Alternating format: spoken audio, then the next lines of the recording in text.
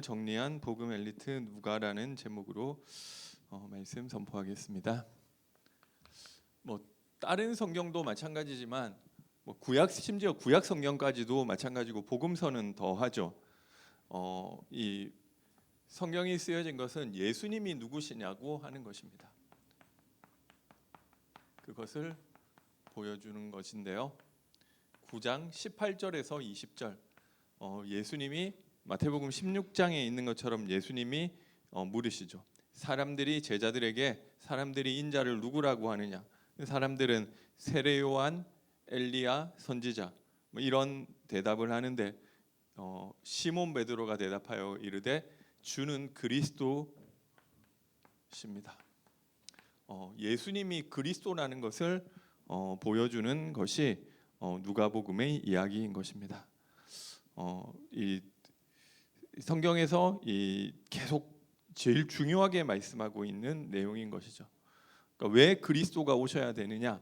인간의 문제가 다른 문제가 아니라 사탄의 문제이기 때문에, 죄의 문제이기 때문에, 하나님 떠난 문제이기 때문에 이 문제를 해결하기 위해서 사탄에게서 승리하고 죄에서 해방하고 하나님을 만나게 해줄 이 그리스도가 인간에게 필요한 것입니다.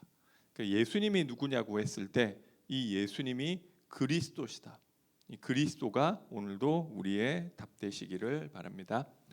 그리고 이 예수님이 무엇을 가르치셨느냐 하는 것들이 이 누가복음에 좀 많이 나와 있죠.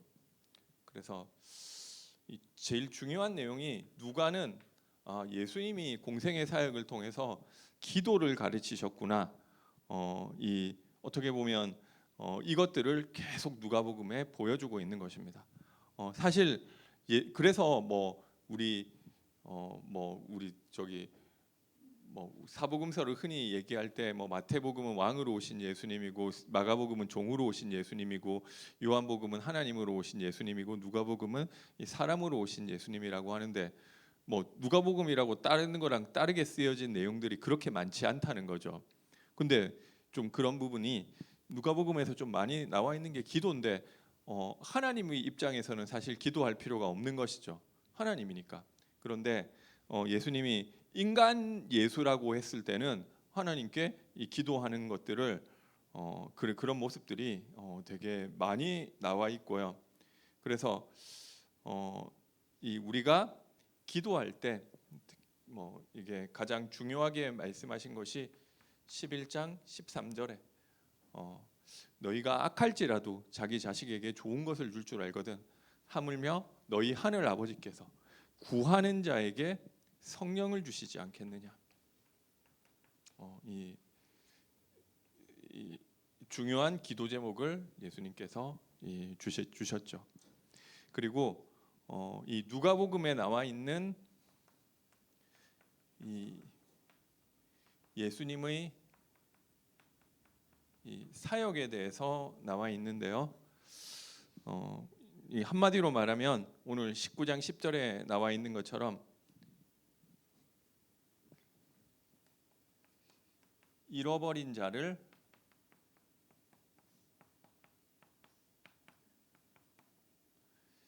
찾는 사역이라고 하는 것입니다.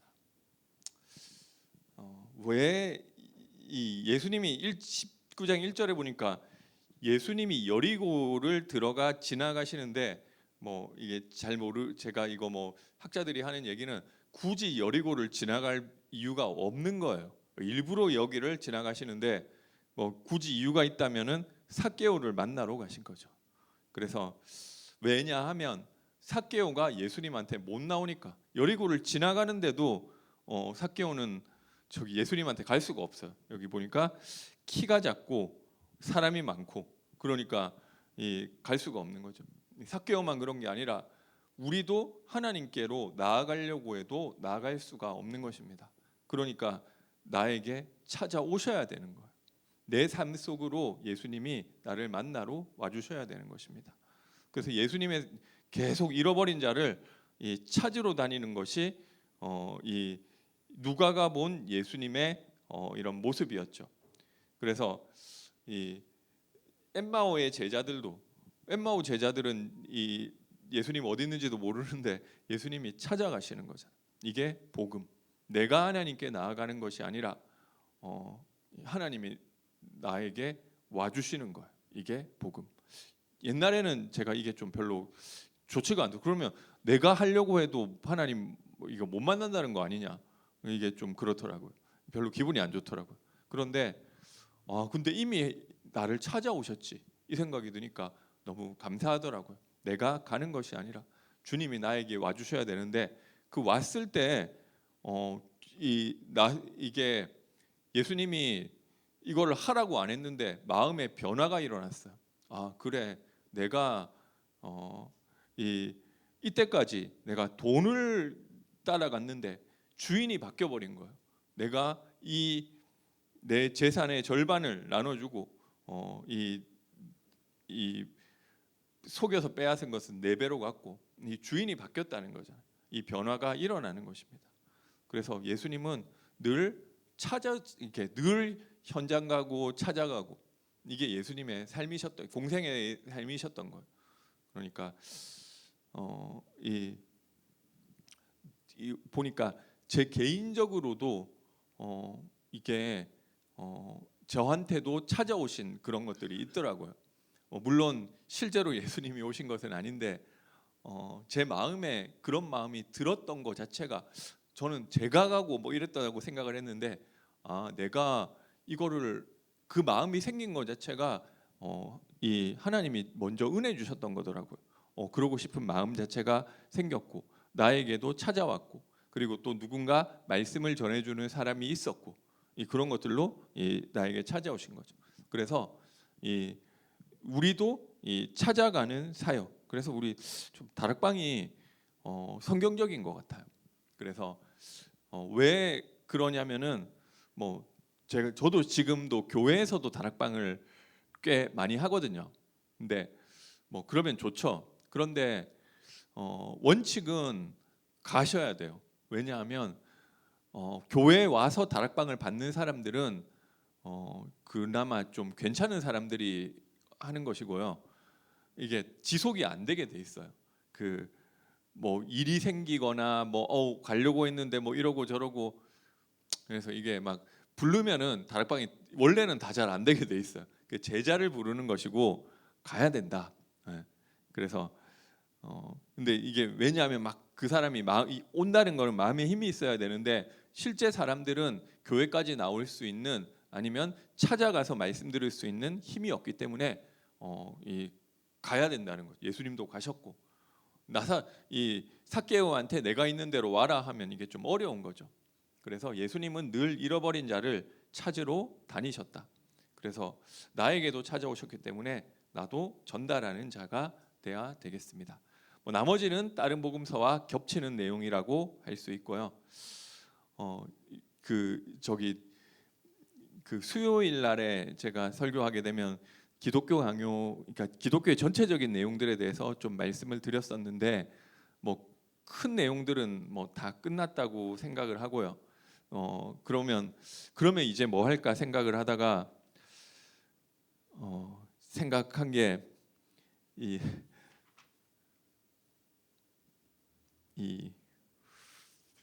이 웨스트민스터 신앙고백서 이게 맞는지 틀린지 제가 지금도 고민이 되는데요. 오늘은 일단 안 할 수도 있지만 이 서론으로 개요만 간단하게 말씀드리고 좀 빨리 마치도록 하겠습니다. 그래서 들어는 보셨죠? 웨스트민스터 신앙고백서에서 이야기하고 있는 내용들이 굉장히 건전하고 우리가 성경 이해하는데 도움을 주는 내용입니다. 우리가 이거 많이는 들어봤는데 실제로 처음부터 끝까지 읽어본 사람은 별로 없다는 거죠. 이 목사님들 중에도 그렇게 많지 않은 것 같아요. 읽으면 누구나 다 읽을 수 있는 건데도 그래서 이게 웨스트민스터 신앙고백서가 성경은 아니지만 그 안에 우리가 성경에서 반드시 알아야 될 이런 지식들, 성경을 통해서 깨달아야 될 것들을 학자들이 잘 정리해 놨다는 거죠. 그래서 그 내용들을 오늘날에도 좀 중요하게 생각하는 것이고요. 한국 교회는 1960년대 장로교 중심으로 이 웨스트민스터 신앙고백서를 채택했고요. 근데 이게 언제 만들어졌느냐면 1646년인가? 굉장히 오래됐죠. 17세기 중엽에 만들어진 고백인데 뭐 20세기가 된 지금도 21세기죠. 20세기가 아니라 21세기에도 이 고백이 중요하다는 걸 알고 채택해서 사용하고 있다는 거죠.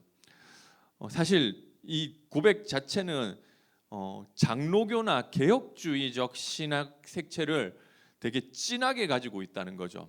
근데 보니까 미국은 침례교가 굉장히 세고 장로교는 약하거든요. 대부분 침례교인데 이게 막 보면 신앙고백서 내용은 이 장로교 색깔이고 칼비니즘 색깔인데 이거를 미국 교회에서 침례교하고 사실 되게 안 맞는데도 이거를 채택을 많이 했다고 하더라고요. 그러니까 세례에 대한 내용을 다루는데 그 침례하고 전혀 안 맞거든요. 그리고 침례교는 유아 세례도 뭐 이게 부정하는데 뭐 여기 웨스트민스터 신앙고백서에는 유아 세례도 주게 돼 있고, 근데 뭐 이게 사실 침례교랑은 안 맞는데 거기서도 이게 너무 성경하고 다른 것들이 맞다고 생각을 해서 이 자신들의 신앙 고백으로 뭐 채택할 정도인 것 같습니다. 그리고 이 웨스트민스터 신앙 고백서의 좀 배경에 대해서 오늘 간단하게 설명을 하면은 이 종교 개혁에는 크게 두 가지 흐름이 있었거든요. 이 온건한 개혁파가 있었고요. 이 철저한 개혁파가 있었어요.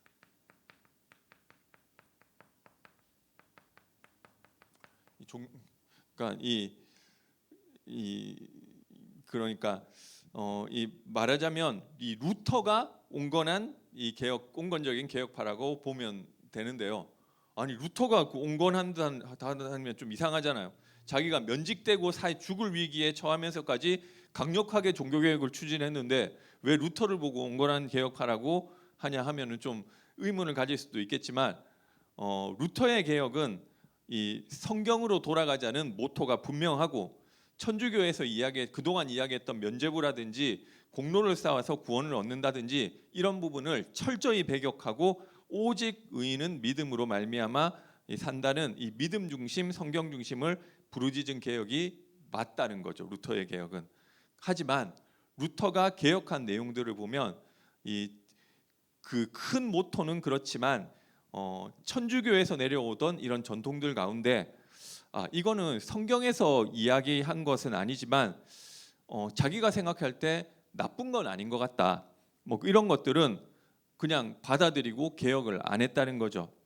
그러니까 천주교, 중세교회에서 내려왔던 이런 교리나 교회 정치, 예배 형식 많은 것들을 루터는 그대로 많이 취했어요. 왜? 내가 생각할 때는 뭐 이거 좋은 것 같으니까. 그래서 루터가 한 것은 온전한 개혁, 온건한 개혁, 완전 철저한 개혁은 아니라는 거예요. 그래서 교회 정치도 천주교 그대로 하고 예배 형식도 천주교 그대로 하고 이 성경에서 이야기하고 있지 않지만 자기가 생각하기에 좋으면 천주교를 그대로 답습한 것입니다. 그런 의미에서 온건한 개혁파라고 하죠. 독일, 스칸디나비아 반도, 뭐 북유럽 쪽에 이런 이 색깔을 가지고 종교 개혁이 일어났고요.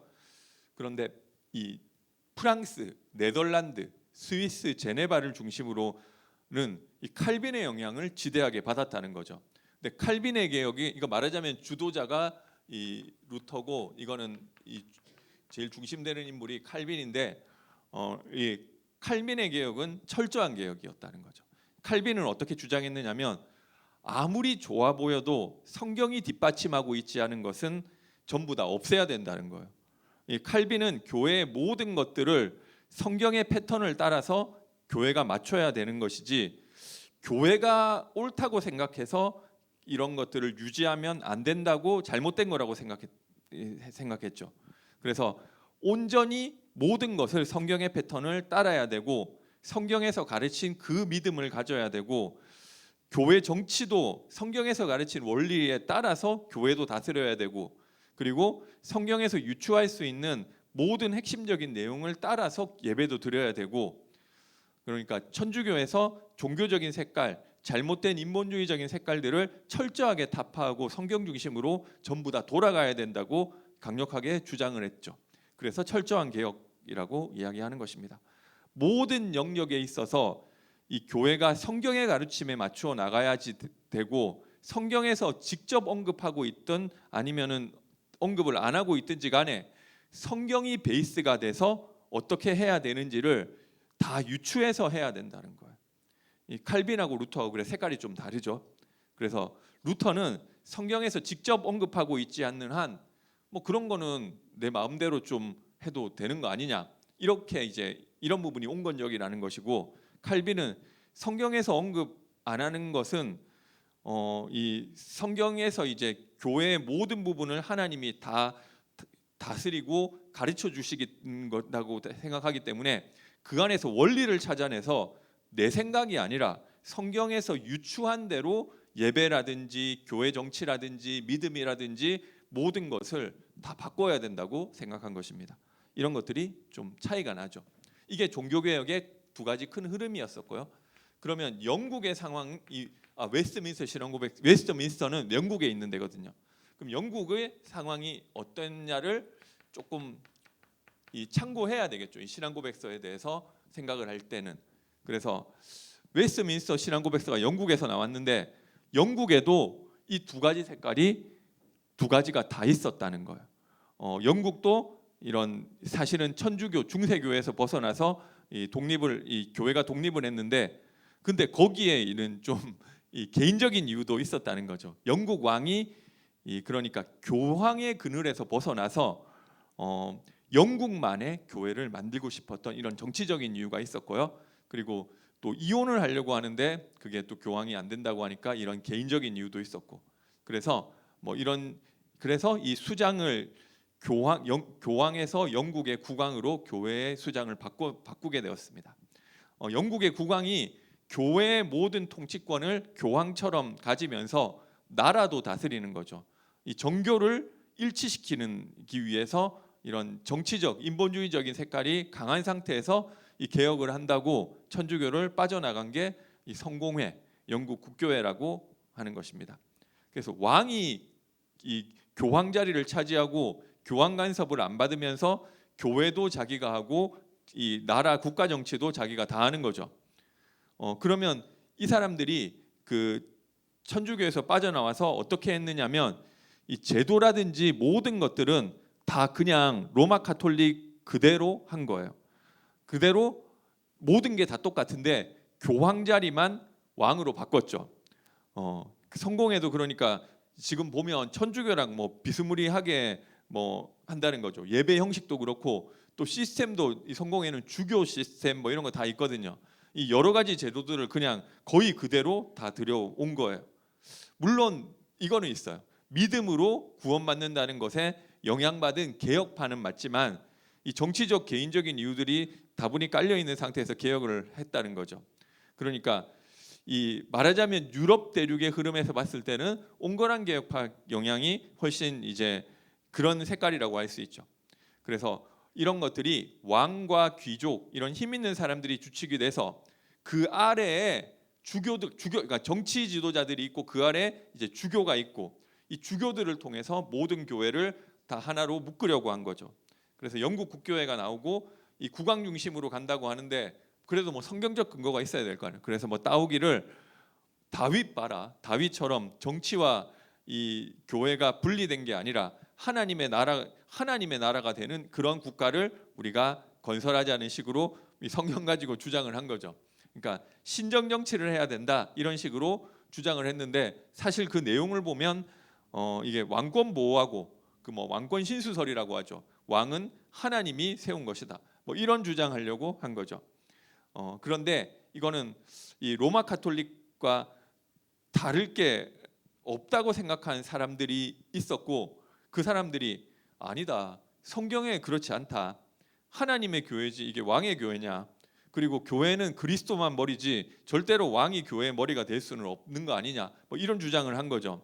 어떻게 보면 이 칼빈 같이 이 영국 안에도 철저한 개혁을 요구하는 그런 팀들이 있었다는 거죠. 근데 이 사람들은 힘이 다 없어요. 이 주도자들은 이 왕과 귀족들인데 이 사람들 힘이 없으니까 당연히 박해를 당하겠죠. 그래서 이 담임 목사님도 말씀하셨지만 블러디 메리라고 메리 여왕이 이렇게 철저하게 개혁하려는 사람들을 완전히 다 이제 밟아버리는 것, 밟아 죽이는 거죠.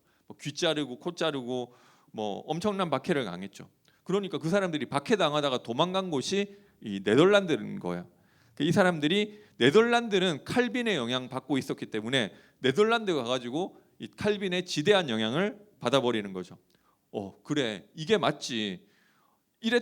이게 맞는 것 같아. 이렇게 그거를 영향을 받고 그 사람들이 이제 하나둘씩 영국 본국으로 귀국하기 시작한 거예요. 영국 안에서도 또 어떤 흐름이 있었냐면 지금 이거 뭔가 잘못된 것 같다. 이거는 천주교 그대로 답습하는 거지. 우리가 진짜 개혁 이거는 이런 온전한 개혁을 해야 될 거 아니냐. 이런 움직임이 일어났는데 그게 사실 먼저 일어났던 곳이 영국이 이제 4개로 나눠져 있잖아요. 스코틀랜드에서 이런 것들이 먼저 일어났고 이 잔낙스라든지 이런 사람들이 일어난 거죠. 그래서 스코틀랜드에서는 일찍이 철저한 칼빈 중심의 개혁 운동이 성공을 했어요. 그래서 그러니까 스코틀랜드에서는 이 교회가 성경 중심의 철저한 개혁 운동파들이 성공해서 천주교에서 독립을 해버린 거죠. 영국과도 독립을 해버리고. 그러니까 이 영국에서 가만히 있겠냐고요. 영국 왕이 군대를 동원해서 이 스코틀랜드 다 죽여버리려고 하는 거예요.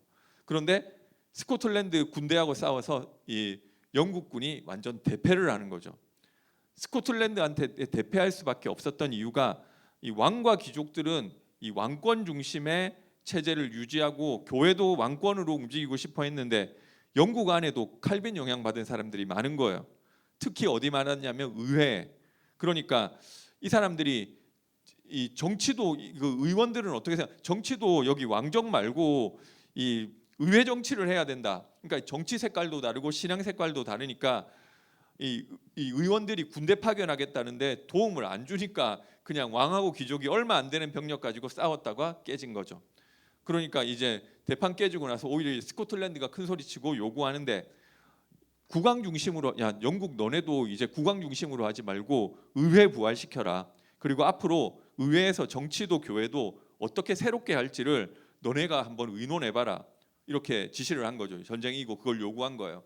그러니까 당연히 영국 지도부에서는 반발이 일어난 거죠. 전쟁을 또 일으킨 거예요. 근데 또 일으켜가지고 또 대판 깨져요. 의회가 안 도와주니까.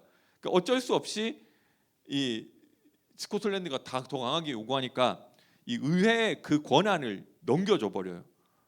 그래서 영국 의회에서 이 웨스트민스터 신앙고백서가 탄생되게 된 배경은 그 영국 의회에서 웨스트민스터라는 조직을 만드는 거예요. 앞으로 정치를 어떻게 할지, 교회를 어떻게 할지 너네 의회에서 논의를 해서 결정을 해라고 스코틀랜드가 전쟁이고 요구를 하니까. 그래서 웨스트민스터라는 조직을 만들어서 150~60명 되는 학자들, 그 가운데는 상원 의원도 있고 하원 의원도 있고 한 10명, 20명 정도 들어가 가지고 성경에서 가르치는 대로 교회가 무엇을 믿고 그리고 어떻게 다스려 나가야 되는지에 대한 논의를 시작하는 거예요. 걸린 시간만 5년 6개월. 모인 사람들은 거의 이 당대의 천재들이 모였다고 생각하면 되고요. 그리고 교회도 각 파들이 다 들어갔어요. 그래서 장로교만 들어간 게 아니라 모든 여러 이 파들이 다 들어가 가지고 이 각 또 파마다 최고의 유능한 인재들만 뽑아서 보내 가지고 이들이 5년 6개월 동안 공식적인 회의만 1,100번이 넘게 모여서 토론을 해서 만들어낸 것이 웨스트민스터 신앙고백인 것입니다. 그러니까 이 안에는 일반 개인이 혼자서 성경 봐서 알 수 있는 내용이 아니라 진짜로 성경을 연구하고 성경 통해서 이거를 우리가 교회를 어떻게 해가야 될 것인지 고민하는 사람들이 모여서 핵심 원리를 찾아내려고 했었던 그런 사람들이었다는 거죠. 그리고 이게 막 그냥 위계 질서가 있는 것도 아니고 각 파들이 다 모여 있으니까 그 안에서 얼마나 그 논쟁도 많이 했겠어요. 그래서 그런 논쟁들을 거쳐서 결국 형성된 것이 그 웨스트민스터 신앙고백서인 것입니다.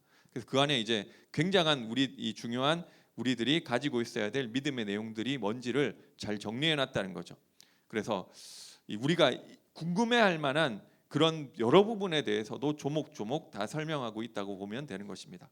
뭐 하나님이 어떤 분이시냐 하면 그냥 그것만 쓴 게 아니고 거기에 대한 성경 구절까지도 전부 다 참조 구절을 달아놔서 이 성경을 확인하면서 이렇게 이 내용을 유추해 볼 수가 있는 거죠.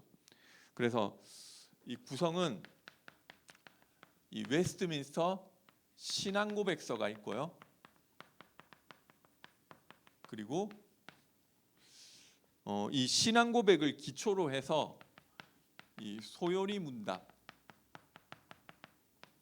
이 대요리 문답 뭐 이렇게 돼 있는데요.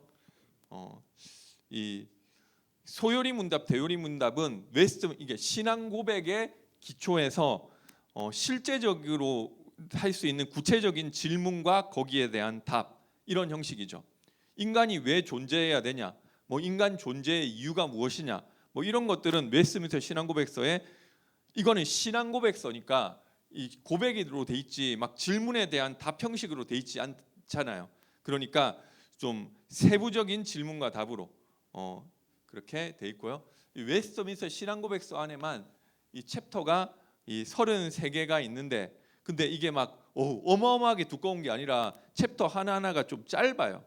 이렇게 이 한 챕터에 이 아티클이 적으면은 3개, 뭐 많으면은 10개, 뭐 이 정도 있는데 이게 한 아티클이 한 몇 문장으로 돼 있다는 거죠. 그러니까 그렇게 많은 내용은 아니고요. 그래서 한 챕터 금방 읽어요. 그래도 뭐 총 33장의 챕터로 돼 있기 때문에 제가 생각하기에 뭐 이거 안 할 거예요. 소요리 문답, 대요리 문답. 이거는 소요리 문답은 담임 목사님 하고 계시고요.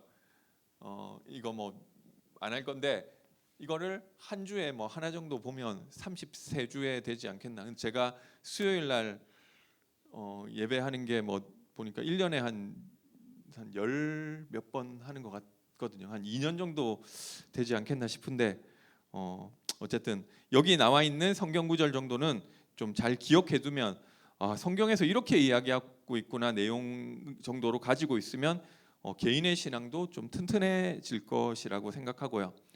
사실 우리가 믿음이 흔들리는 게 아니라 믿음의 내용이 뭔지를 몰라서 흔들리는 때가 더 많다는 거죠.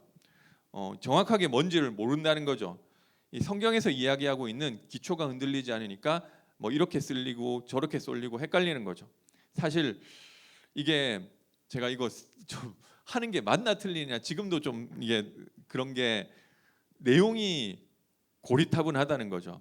이것도 일반적인 교회에서 하는 데 없을 거예요. 아니 아예 없는지는 모르겠지만 많지 않을 거예요. 하는 교회 있어요.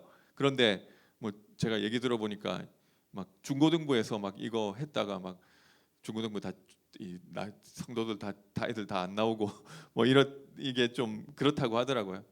그래서 좀 여러 가지가 걱정인데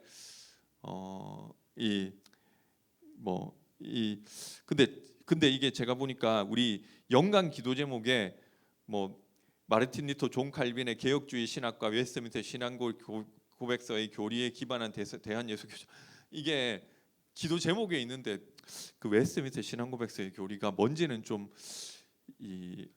알고 이거를 하는 게 좋지 않겠나 해서 이게 해서 나쁠 거는 없다. 근데 우리가 설교에서 막 이게 일반적인 설교의 내용이라고 하기에는 좀 딱딱한 부분들이 있다는 거죠. 그래서 보니까 우리 어저께도 이제 이번 주일에도 집중전도신학원 담임 목사님 특강 뭐 이렇게 하시는데 이 소요리 문답은 그래도 훨씬 낫거든요.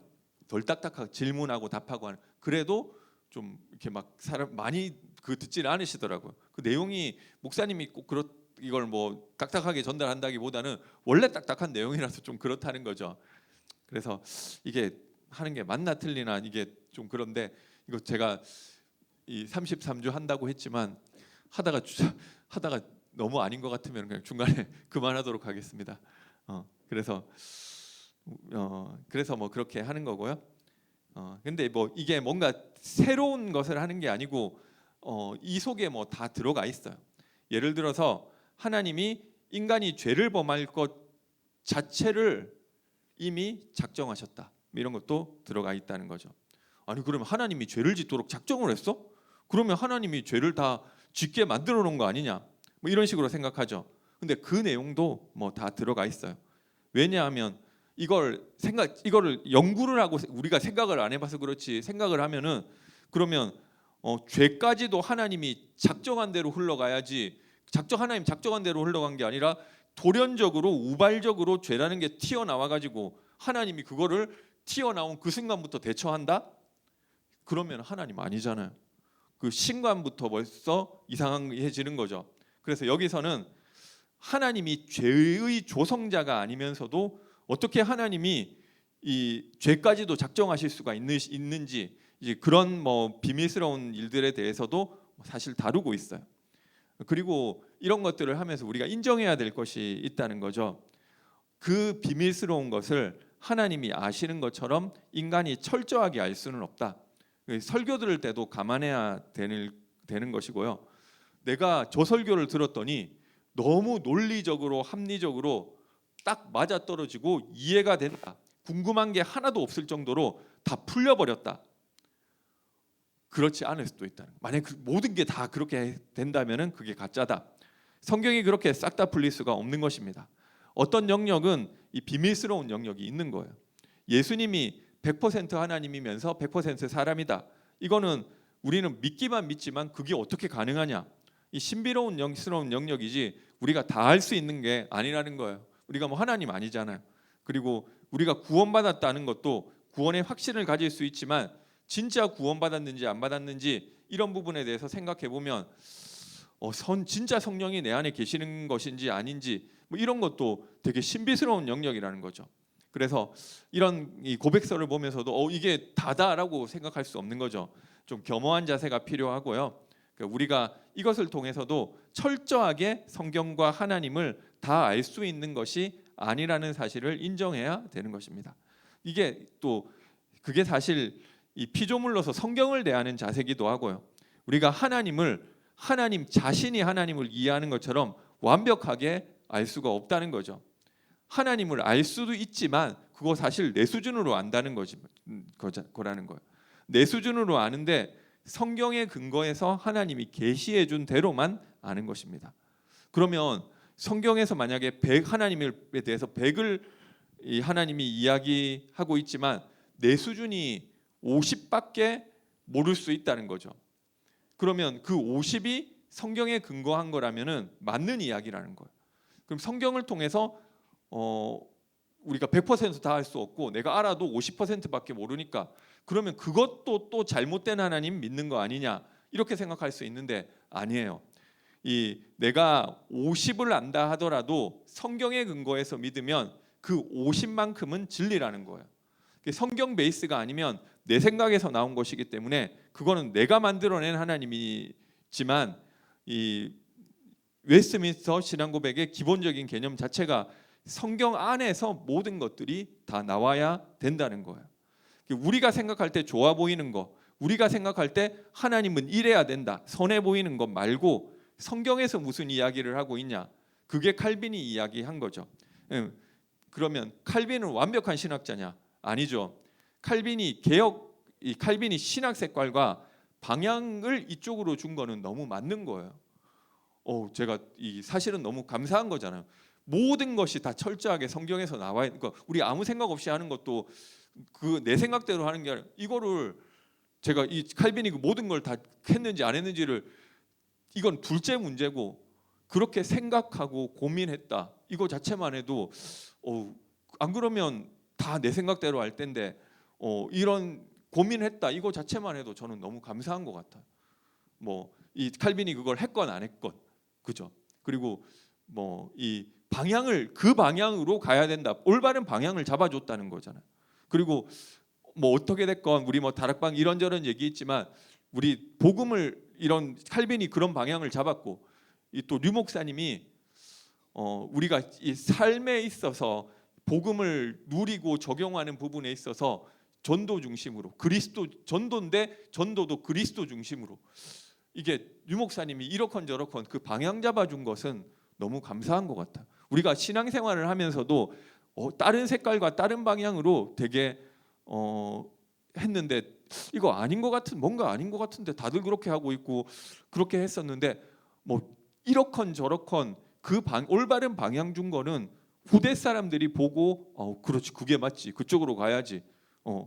그래서 그거는 되게 감사한 부분인 것 같은데, 어쨌든 이 칼빈도 완벽한 것은 아니지만 이쪽으로 모든 것이 다 성경에서 나와줘야 된다, 이거를 생각을 하고 주장을 하고 그걸 가지고 만들고, 그럼 또 부족한 것도 있겠죠, 사람이니까. 그럼 그거는 또 후대들이 그걸 또 많이 보완해 갔어요.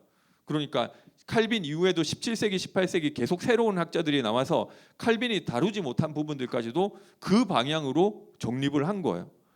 사실 뭐 칼빈 기독교 강요 자체도 제가 그대로 하려고 하다가 안 한 게 허점이 너무 많아요. 틀렸기 때문에 허점이 아니라 이제 어떤 주제를 다루는 데 있어서 그 주제의 내용을 다루려기보다는 이 천주교가 잘못된 것을 이야기하기 위해서 그 주제 다루는 게 너무 많다는 거죠. 그러면 이제 지금 천주교가 우리 공격 대상이 아닐 때, 그때는 어떻게 해야 되냐? 그러면 이게 좀 많이 입장이 달라지겠죠. 그래서 후대 이 개혁주의 신학자들이 칼빈의 정신은 이어받으면서도 받아서 계속 발전시켜 왔고 지금도 발전 중이라고 보면 되는 것입니다. 그 웨스트민스터 신앙고백서에서도 당연히 그런 부분들이 있을 수밖에 없는 거죠. 뭐 정치적인 부분을 예를 들면 지금 이제 왕이 왕정 중심으로, 왕권 중심으로 정치와 종교를 지금 장악하려는 그 상황 속에서 이 고백서가 써졌다는 거죠. 그 상황에서 그러니까 그런 부분에, 그런 배경에서 정치를 다룬 것도 있고요. 그럼 뭐 그런 부분들이 있을 수밖에 없는 거죠. 역사의 산물이기 때문에. 그리고 이 천주교를 또 심하게 반박한다는 거죠. 아예 웨스트민스터 신앙고백서에는 교황이 바로 적그리스도다, 뭐 이렇게 써 있다니까요. 사실 오늘날 교황이 적그리스도 맞죠? 맞는 말인데 그때 당시 상황은 이게 뭐 사실은 그때 당시하고는 좀 다르잖아요. 교황이 적그리스도 맞는데 그러면 교황만 적그리스도냐? 그 이만희는 아니냐? 문선명은 아니냐? 뭐 이 적그리스도가 사실 천지인 거죠. 그러니까 그때 상황에서 교황이 바로 적그리스도라고 적시했는데 지금 시대, 그때 시대 상황과 그때 정치 색깔들이 스며들어 있기 때문에 이 미국 장로교에서도 채택할 때 이런 부분들은 좀 수정을 해서 받아들였다는 거죠. 그래서 뭐 웨스트민스터 신앙고백서도 토시 하나, 성경 아니잖아요. 토시 하나 안 틀리고 완전한 것은 아닌데 그래도 그 안에 이런 중심을 가지고, 기조를 가지고 성경의 주제를 다룬 것은 확실하다는 거죠. 그리고 그 내용들이 우리에게 유익하고, 뭐 우리가 잘못 알고 있었던 것들, 뭐 이런 이 정통 신학, 개혁주의 신학, 뭐 이런 되게 고리타분한 것으로 생각하지만 뭐 맞아요. 사실 이걸 어떻게 좀 덜 딱딱하게 할까가 제가 고민하는 부분인데 그 안에 내용들은 좋은 내용들이 있다, 이렇게 말씀드리고 싶고요. 그리고 또 신학은 또 나쁜 거라고 생각하는 사람들도 있는데요. 아니 우리가 성경대로 해야지, 신학은 성경 아니지 않냐? 그 신학은 사람이 만든 거 아니지 않냐? 근데 그 사람도 다 신학을 가지고 있다는 거죠. 이 신학이라는 것은 신학자, 목사만 가지고 있는 게 아니라 각자 나름대로의 신학을 가지고 있어요. 이 신학이라고 하는 것은 체계인데 내가만 믿는 믿음의 내용의 체계들이 사실 각자 다 가지고 있잖아요. 근데 그게 성경에서 나온 거냐, 아니면 그냥 내가 생각한 대로, 아니면 내가 봐왔던 대로, 아니면은 그냥 교회 전통을 따라서 가지고 있냐, 그 차이라는 거죠. 예를 들면 하나님에 대해서 어떻게 생각하고, 인간이 뭐라고 생각하고, 죄가 뭐라고 생각하고, 교회가 뭐라고 생각하고, 믿음이 뭐라고 생각하고, 이게 다 신학이잖아요. 그러면 그거 안 가지고 신앙생활하는 사람이 어딨냐고요. 할머니들도 다 나름대로 가지고 있다니까요. 공부를 안 해도 그 안에 신학이 다 들어있다는 거예요. 그런데 그 신학이 성경에서 나온 거냐, 아니면은 그냥 딴 거하고 이것저것 섞여가지고 내 나름대로 만들어낸 그런 체계냐, 그게 중요한 거죠. 그래서 신학이 나쁜 것이 아니라 우리 지금 우리나라는 장로교가 센데, 이 장로교는 사실 이 장로교 자체가 칼빈부터 시작한 이 리폼드 개혁주의 신학이라는 거죠.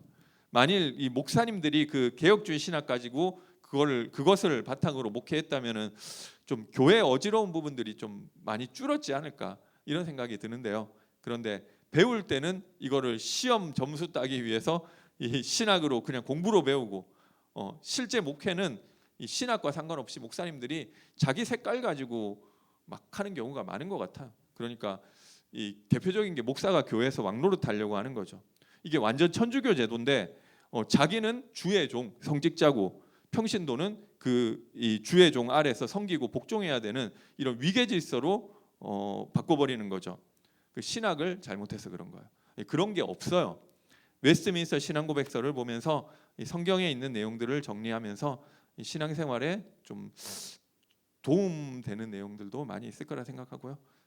좀 우리가 궁금했던 것들도 등장하는 것들을 보게 될 거고, 뭐 33개 챕터가 있는데 이 안에는 좀 아예 지금 그죠, 뭐 세례에 대해서 뭐 이거를 또 한 줄을 얘기를 해야 되나, 뭐 아니면 뭐 선행에 대해서 뭐 이런 것, 이거를 좀 그런 부분들도 있는데, 뭐 오늘은 뭐 소개하는 시간이고, 뭐 다음번부터 내용들을 하나하나 살펴보도록 하게. 사실 뭐 이거를 사실 뭐 강의할 것도 사실은 없어요. 그냥 정리 다 잘 됐으니까 같이 읽고 그냥 조금 설명만 좀 하고 뭐 그렇게 하면 될 것 같은데요. 그리고 뭐 시중에도 뭐 이런 웨스트민스터 신앙고백서 해설 뭐 해놓은 뭐 책 같은 것도 많이 있는데, 뭐 그런 것도 보시면 이게 어려운 내용은 아니, 그냥 딱딱해서 사람들이 잘 안 보는 거지 뭐 어려운 내용은 아니다. 그래서 그리고 지금 봤을 때는 그때는 이게 막 했는데 지금 봤을 때는 다 맞는 것도 아니다. 아닐 수 있죠. 그래서 그때 그렇게 했지만 잘못된 내용은 이걸 우리가 또 지금 받아들이긴 개정해야 될 부분도 있고 약점도 있다. 우리들이 시대 상황에 맞게 좀 실천적으로 도움되는 쪽으로 이해해야 될 부분도 있고요. 그래서 우리 믿음이 좀 굳건해져서 흔들리지 않는 믿음의 반석 위에 서게 되시기를 바라겠습니다. 이거 하다가 너무 아닌 것 같으면 몇 번 하다가 그냥 중간에 끊겠습니다. 예, 기도하겠습니다. 사랑의 하나님, 은혜와 사랑을 감사드립니다. 복음을 알고 누리게 하여 주옵소서. 예수님의 이름으로 기도드립니다. 찬송가 150장 하나님께 찬송드리겠습니다.